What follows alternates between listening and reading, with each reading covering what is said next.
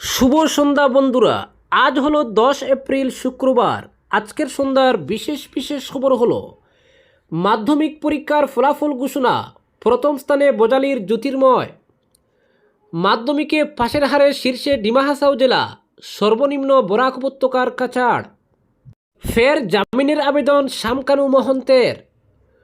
কুনকি চৌধুরী ও তার social media ইউনিটের সদস্যদের বিরুদ্ধে মামলা পুলিশের। অসমিয়া প্রতিদিনের লখিমপুর কার্যালয়ে দুষ্কৃতীদের হামলা, শিলাবর্ষণে ভাঙচুর। ধলাইয়ে শান্তিপূর্ণ ভোট গ্রহণ, জয়ের আশায় বিজেপি ও কংগ্রেস উভয় শিবির। দক্ষিণ করিমগঞ্জে আত্মবিশ্বাসী ইকবাল, 20,000 ভোটে জয়ের দাবি। সরকারি অনুষ্ঠানে বন্দে মাতরম গাওয়া বাধ্যতামূলক নয়, পর্যবেক্ষণ হাইকোর্টের। শিবসাগরে 50,000 ভোটে জয়ী হব, দাবি অখিল গগৈর। রাহুল রায় নিশ্চিত হারছে, জানালেন প্রাক্তন মন্ত্রী গৌতম রায়। এবং সর্বশেষ খবরটি হলো কমবে কি মোবাইল খরচ, টেলিকমে পরিবর্তনের ইঙ্গিত দিল সংস্থা। এবারে শুনুন বিস্তারিত খবর। ঘোষণা করা হলো মাধ্যমিক পরীক্ষার ফলাফল। এবছর পরীক্ষায় উত্তীর্ণের হার 65.62%। আসাম রাজ্য বিদ্যালয় শিক্ষা পরিষদ ফলাফল প্রকাশ করেছে। প্রথম বিভাগে উত্তীর্ণ হয়েছেন 85,189 জন, দ্বিতীয় বিভাগে 1,50,167 জন এবং তৃতীয় বিভাগে 46,345 জন শিক্ষার্থী উত্তীর্ণ হয়েছে। হাই স্কুল শিক্ষান্ত পরীক্ষার শীর্ষ 3টি স্থানে 4 জন মেধাবী ছাত্রছাত্রী উজ্জ্বল হয়ে উঠেছে। প্রথম স্থান অধিকার করেছে বজালির শঙ্করদেব শিশু নিকেতনের জ্যোতির্ময় দাস। দ্বিতীয় স্থান পেয়েছে বিশ্বনাথের অম্বিকাগিরি রায় চৌধুরী জাতীয় বিদ্যালয়ের আকাঙ্ক্ষা ভুইয়া। যৌথভাবে তৃতীয় স্থানে রয়েছে ডিব্রুগড়ের লিটল ফ্লাওয়ার এইচ স্কুলের জিয়া ফারাহ ইসলাম এবং নলবাড়ির লিটল ফ্লাওয়ার স্কুলের ছাত্র সুরজিৎ আখতার। প্রথম স্থানাধিকারী বজালির পাটাচারকুচির জ্যোতির্ময় দাস 591 নম্বর অর্জন করেছে। অসমিয়ায় 100, ইংরাজিতে 96, সাধারণ গণিতে 100, সাধারণ বিজ্ঞানে 97, সমাজ বিজ্ঞানে 98 এবং ঐচ্ছিক গণিতে 100 নম্বর পেয়েছে। দ্বিতীয় স্থানাধিকারী আকাঙ্ক্ষা ভুইয়া মোট 589 নম্বর পেয়েছে। অসমিয়ায় 100, ইংরেজিতে 94, সাধারণ গণিতে 100, সাধারণ বিজ্ঞানে 96, সমাজ বিজ্ঞানে 99 এবং ঐচ্ছিক গণিতে 100 নম্বর পেয়েছে।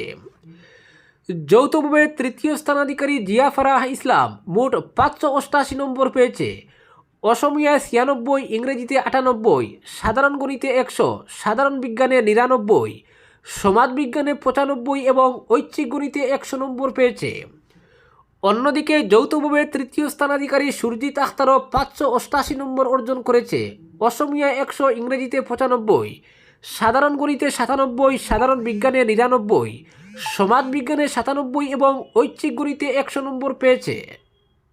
পরবর্তী খবরটি হলো মাধ্যমিকে পাশের হারের শীর্ষে ডিমা হাসাও, সর্বনিম্ন কাছাড় জেলা।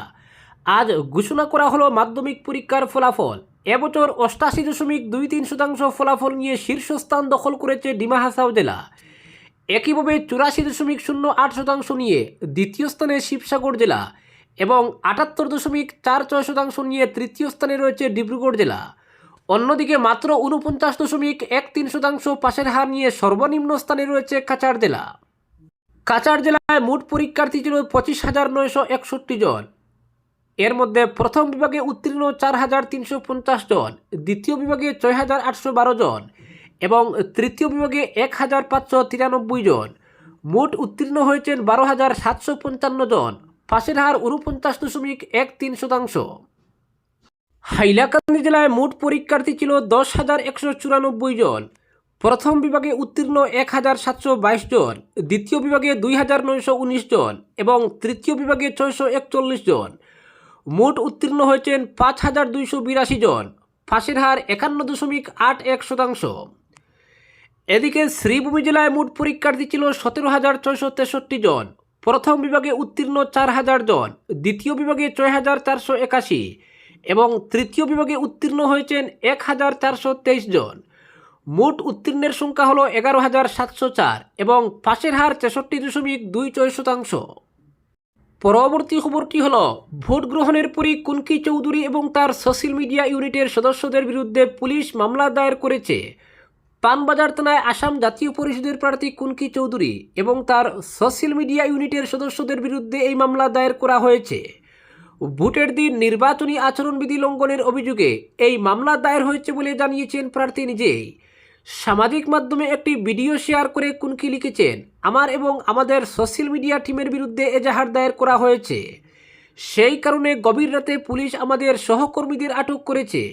আমি আমার বক্তব্য পুলিশের সামনে পেশ করার জন্য বর্তমানে থানায় অপেক্ষা করছি, কারণ আইন অনুযায়ী রাতে মহিলাদের বয়ান নেওয়া হয় না। তবে একটি কথা স্পষ্ট করে বলতে চাই, আমরা নির্বাচন কমিশনের কোনো নিয়ম লঙ্ঘন করিনি। শুরু থেকেই আমরা সমস্ত নিয়ম নিষ্ঠার সঙ্গে মেনে চলেছি। শাসক দল আমাদের প্রতি মানুষের ভালোবাসা ও সমর্থন দেখে ভীত হয়ে এমন পদক্ষেপ নিয়েছে। ভিডিওতে কুনকি আরও বলেন, আমাদের বিরুদ্ধে একটি এজাহার দায়ের করা হয়েছে, যেখানে বলা হয়েছে আমরা কিছু নিয়ম ভঙ্গ করেছি, কিন্তু আমরা সবাই দেখেছি বিজেপি সরকার কতটা নিয়ম মেনে চলে। মনোনয়ন জমা দেওয়ার দিনও আমি নির্বাচন কমিশনের নির্দেশ মেনে সমস্ত র্যালি বাতিল করে একাই গিয়েছিলাম। ভোটের দিনও আমরা সব নিয়ম মেনে চলেছি। কোনো প্রমাণ ছাড়াই আমাদের ভয় দেখানোর জন্যই এসব করা হচ্ছে। আসলে তারা ভয় পেয়েছে বলে এই পদক্ষেপ নিয়েছে। উল্লেখ্য, কুনকি চৌধুরী এবারের আসাম বিধানসভা নির্বাচনের অন্যতম আলোচিত প্রার্থী। মধ্য গুয়াহাটি কেন্দ্রে বিজেপির প্রবীণ নেতা বিজয় গুপ্তার বিরুদ্ধে নির্বাচনী লড়াইয়ে নেমেছেন তিনি। প্রার্থী ঘোষণার পর থেকেই তিনি আলোচনায় আসেন মধ্য গুয়াহাটিতে এক হিন্দিভাষী বিজেপি নেতার বিরুদ্ধে। কুনকির মতো নবপ্রজন্মের প্রতিনিধির প্রার্থী হওয়া সবার দৃষ্টি আকর্ষণ করে। তবে যেদিন মুখ্যমন্ত্রী কুনকির মা ও পরিবারের বিরুদ্ধে কিছু অভিযোগ তুলে সমালোচনা করেন, সেদিন থেকেই তাকে নিয়ে আলোচনা আরও বাড়ে। সামাজিক মাধ্যমে অনেককে তার সমর্থনে কথা বলতে দেখা যায়। রাজনীতিতে নবীন হলেও কুনকি কিছুটা হলেও বিজয় গুপ্তাকে চ্যালেঞ্জ জানাতে সক্ষম হয়েছেন। এখন তার বিরুদ্ধে মামলা দায়ের হওয়াকে ঘিরে নতুন করে বিতর্ক শুরু হয়েছে। পরবর্তী খবরটি হলো, জুবিন গর্গ হত্যা মামলার প্রধান অভিযুক্ত শামকানু মহন্ত আবারও জামিনের আবেদন করেছেন। নিজের আইনজীবীর মাধ্যমে তিনি ফাস্ট ট্র্যাক আদালতে এই আবেদন দাখিল করেন। সূত্রের খবর, বর্তমানে বাক্সা জেলার কারাগারে বন্দী রয়েছেন শামকানু। এর আগে একবার জামিনের আবেদন করলেও পরবর্তীতে তা তিনি প্রত্যাহার করে নিয়েছিলেন। উল্লেখ্য, জুবিন গর্গের মৃত্যুকে ঘিরে দায়ের হওয়া এই মামলার বিচার প্রক্রিয়া বর্তমানে ফাস্ট ট্র্যাক আদালতেই চলছে। পরবর্তী খবরটি হলো, জাতীয় সঙ্গীত জনগণমনর মতো সরকারি অনুষ্ঠানে রাষ্ট্রীয় গীত বন্দে মাতরম গাওয়া বাধ্যতামূলক নয়, এমনটাই স্পষ্ট জানিয়ে দিল কর্ণাটক হাইকোর্ট। বৃহস্পতিবার এই সংক্রান্ত এক শুনানিতে বন্দে মাতরম নিয়ে স্বরাষ্ট্র মন্ত্রকের জারি করা বিজ্ঞপ্তিকে চ্যালেঞ্জ করে দায়ের হওয়া একটি জনস্বার্থ মামলা খারিজ করে দিয়েছে কর্ণাটক হাইকোর্ট। প্রধান বিচারপতি বিভু বক্রু এবং বিচারপতি CM পুনাচারের ডিভিশন বেঞ্চের মতে স্বরাষ্ট্র মন্ত্রকের দেওয়া সার্কুলারে বন্দে মাতরম গাওয়া যেতে পারে বলে উল্লেখ করা হয়েছে, তাই এটি বাধ্যতামূলক নয়। একই সঙ্গে আদালত স্পষ্ট জানিয়েছে, এই ধরনের বিষয়ে হস্তক্ষেপ করার মতো পর্যাপ্ত ভিত্তি বা ফাউন্ডেশন মামলায় উপস্থাপন করা হয়নি, ফলে আবেদনটি মোটেই গ্রহণযোগ্য নয়। জাতীয় স্তোত্র বন্দে মাতরম নিয়ে কেন্দ্রের নির্দেশিকায় আপত্তি জানিয়ে কর্ণাটক আদালতের দ্বারস্থ হয়েছিলেন এক সমাজকর্মী। PIL-এ তিনি আবেদন করেন, স্কুলগুলিতে বন্দে মাতরমের সব স্তবক গাওয়ার যে নির্দেশিকা বা প্রটোকল জারি করা হয়েছে তা দেশের ধর্মনিরপেক্ষ চরিত্রের পরিপন্থী।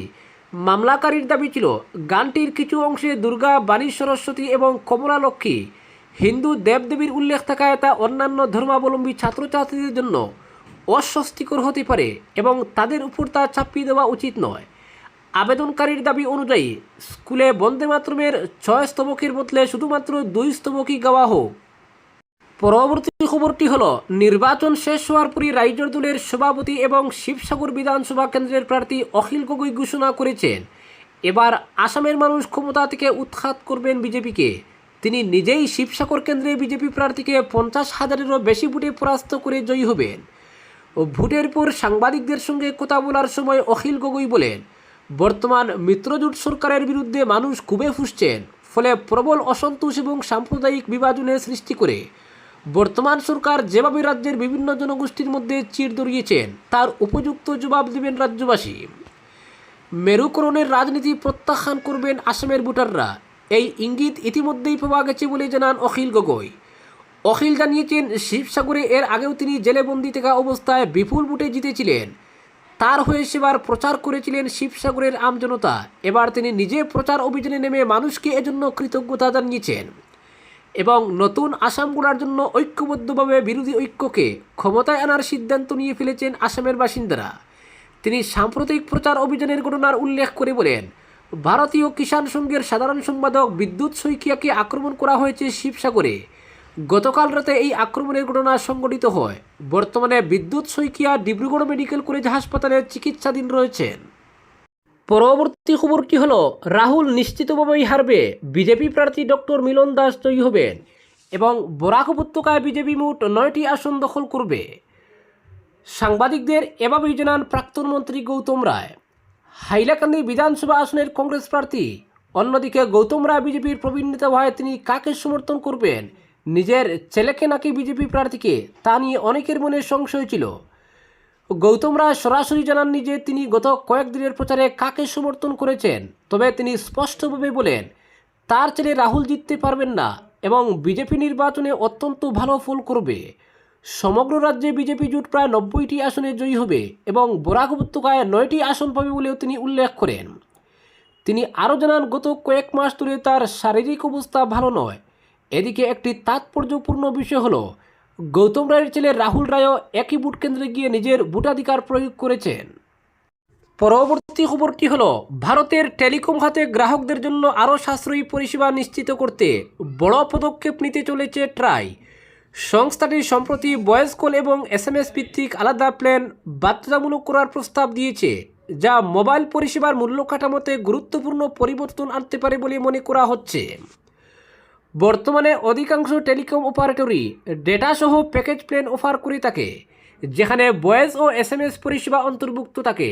তবে ট্রাইয়ের মতে এই মডেলটি সব গ্রাহকের জন্য উপযুক্ত নয়, বিশেষ করে যেসব ব্যবহারকারী মূলত কল ও SMS-এর উপর নির্ভরশীল এবং ডেটা ব্যবহার করেন না বা খুব কম করেন, তারা অপ্রয়োজনীয়ভাবে বেশি দাম দিচ্ছেন। এই প্রেক্ষাপটে ট্রাই জানিয়েছে ভয়েস এবং SMS নির্ভর গ্রাহকদের জন্য আলাদা ও সাশ্রয়ী প্ল্যান চালু করা প্রয়োজন।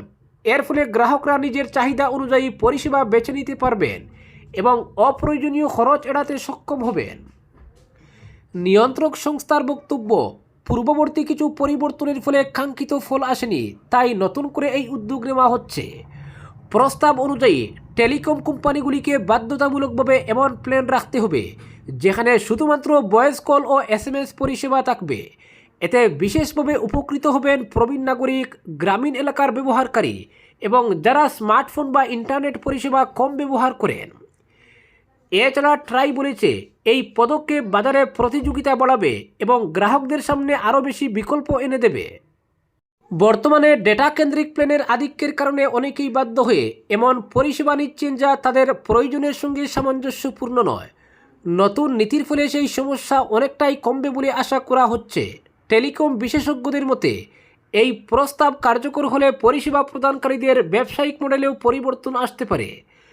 যদিও এতে অপারেটরদের আয়ের উপর কিছুটা প্রভাব পড়তে পারে, তবে দীর্ঘমেয়াদে গ্রাহক সন্তুষ্টি বৃদ্ধি পাবে এবং বাজার আরও ভারসাম্যপূর্ণ হবে। সব মিলিয়ে ট্রাইয়ের এই উদ্যোগকে টেলিকম খাতে একটি গুরুত্বপূর্ণ সংস্কার হিসেবে দেখা হচ্ছে। যদি এই প্রস্তাব বাস্তবায়িত হয় তাহলে ভারতের লক্ষ লক্ষ মোবাইল ব্যবহারকারী সরাসরি উপকৃত হবেন এবং পরিষেবা গ্রহণের ক্ষেত্রে আরও স্বাধীনতা ও স্বচ্ছতা পাবেন। আজকের বিশেষ সংবাদ এখানেই সমাপ্ত।